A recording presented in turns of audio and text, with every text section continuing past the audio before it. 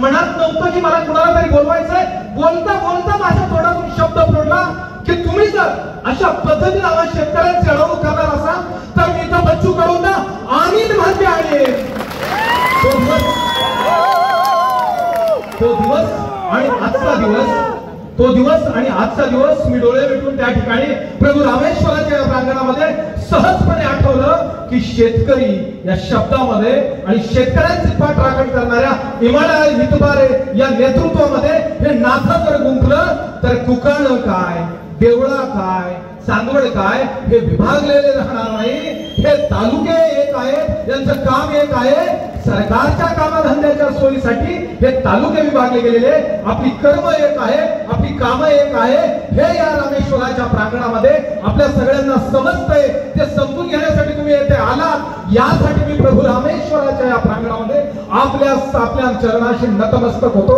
आपले शतशः ऋण व्यक्त करतो. आपलं आयुष्यभर ऋणी राहील हा शब्द देतो.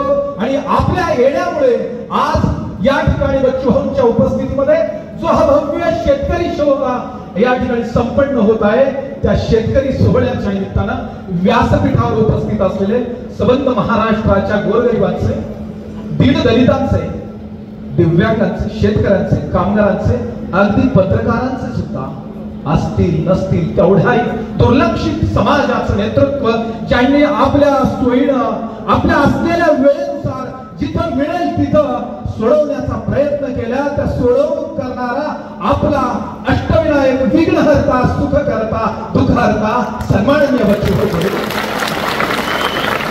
या ठिकाणी आपण आलात. आपले मी या ठिकाणी सगळ्यांच्या वतीनं प्रातिनिधिक स्वरूपात स्वागत, आभार आणि धन्यवाद देतो.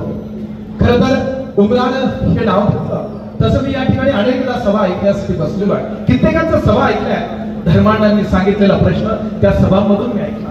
बाळवंतांनी सांगितलेली पोटतिडकीची सगळी बाजू त्या सभांमध्ये इथेच ऐकली. आता नंदन राजेंनी सांगितलेली ती बाजू सुद्धा इथे ऐकली. हे सगळं करत असताना प्रत्येक सभेची सुरुवात ज्या नावानं होते ते आदरणीय कैलासवासी ज्ञानदेव दादा देवरे यांची ज्ञानदेव दादांच्या बाबतीत बोलावं तर काय किती